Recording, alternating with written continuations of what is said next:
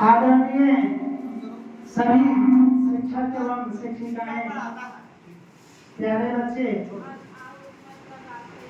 आज का दिन विश्व के इतिहास में स्वर्णाक्षरों में अंकित है। इसका कारण है कि आज वह शुभ दिन है जिस दिन का इंतजार पूरे विश्व को रहता है। इसीलिए कहा गया है, it is well said, the glorious land of India has been produced numbers of scholars, scientist, freedom fighters, educationist and philosophers etc। अर्थात ये कहा गया है कि ये जो भारत की धरती है, भारत की भूमि है, ये अनगिनत संख्याओं में महापुरुषों को जन्म दी है, शिक्षाविदों को जन्म दी है, दार्शनिकों को जन्म दी है, स्वतंत्रता सेनानियों को जन्म दी है। उन्हीं में से दो लाल हैं जिनको आज हम ही नहीं पूरा विश्व याद कर रहा है। उनमें से एक है महात्मा गांधी और दूसरे हैं लाल बहादुर शास्त्री। तो दोनों का इतिहास अविस्मरणीय है। जहां तक सवाल महात्मा गांधी की है, तो हम सभी बच्चे वर्षों से पढ़ते आ रहे हैं कि who is called father of the nation and Bapu, who is called father of the nation and Bapu, यानी राष्ट्रपिता और बापू किसे कहा जाता है? तो हम लोग क्या उत्तर देते हैं? महात्मा गांधी। और लाल बहादुर शास्त्री के बारे में भी कहा जाता है कि हु इज कॉल्ड शास्त्री, तो Lal Bahadur is called Shastri. Actually ये शास्त्री थे नहीं, ये थे श्रीवास्तव। लेकिन जैसे इन्होंने शास्त्री की डिग्री ली, उसके बाद जो जाति सूचक जो चिन्ह था उसको इन्होंने हटा दिया और अपना नाम रख लिया लाल बहादुर शास्त्री। तो देखिए प्यारे बच्चे, आज का दिन ऐतिहासिक है और हम लोग इसलिए मनाते हैं ताकि I think so I am हो सके। क्या हो सके? I think so I am, यानी जो मैं सोचता हूँ वो हूँ। अगर मैं सोचूं गांधी जी के विषय में, लाल बहादुर शास्त्री के विषय में, तो निश्चित रूप से इनके विचार हमारे अंदर आएंगे। जैसे हम लोग कक्षाओं में भी पढ़ते हैं, मॉर्निंग असेंबली में भी बात करते हैं कि अगर कोई लड़का खेलने कूदने की बात सोचे, लड़ाई झगड़े की बात सोचे, तो निश्चित रूप से वो लड़ाई झगड़ा करेगा। पढ़ने की सोचे तो पढ़ाई करेगा।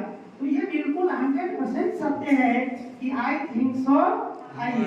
अगर ऐसा नहीं होता तो जो हमारी सरकार है, महापुरुषों की जयंतियां मनाने के लिए कहती सरकार नहीं कहती। वो इसीलिए कह रही है विद्यालयों को कि आप जयंती मनाइए।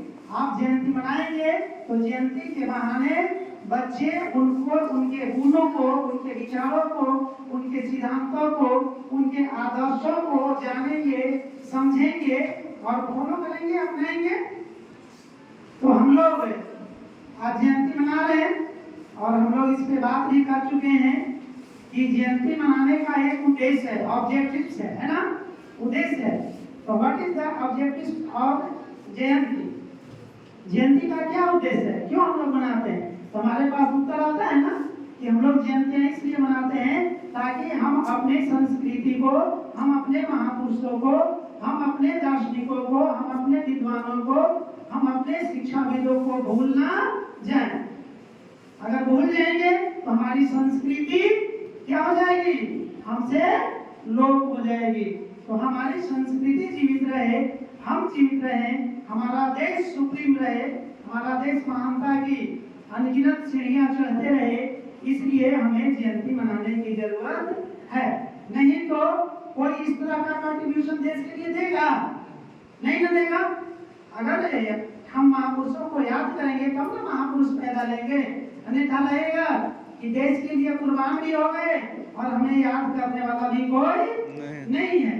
तो हम अपने महापुरुषों को याद करते हैं ताकि हमारी संस्कृति अमिट रहे, हमारी सभ्यता को, हमारी संस्कृति को, हमारी पहचान को कोई मिटा ना सके।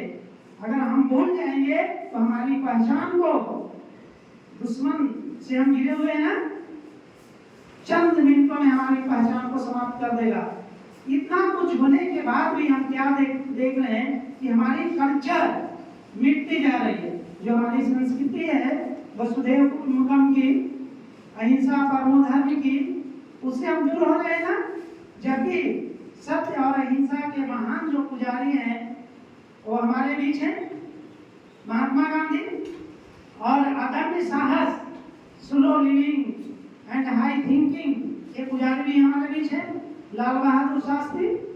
स्लो लिविंग, हाई थिंकिंग, आपको पता होगा इनकी धोती फटी हुई रहती थी, इनका पुत्र, इनका जो पीएमओ का कार्ड था, प्रधानमंत्री का, वो चला लिया था तो दंड भरना पड़ा था। उन्होंने स्पष्ट कहा था ये तुम्हारे बाप के लिए गाड़ी है, बेटा के लिए। इतना सिंपल लिविंग था इनका। आपको पता होगा कि बचपन में नदी तैर के जाते थे ना पढ़ने। क्यों भाई? कि 2 रुपया बचेगा।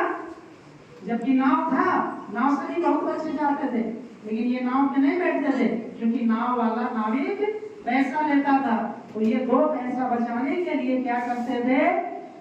नदी को तैरकर पार कर स्कूल जाते थे। आवाज देखिए, पूरा विश्व इनको याद कर रहा है ना। और आप इनके बारे में सुनिएगा, दोनों तो महापुरुष अविस्मरणीय हैं, लेकिन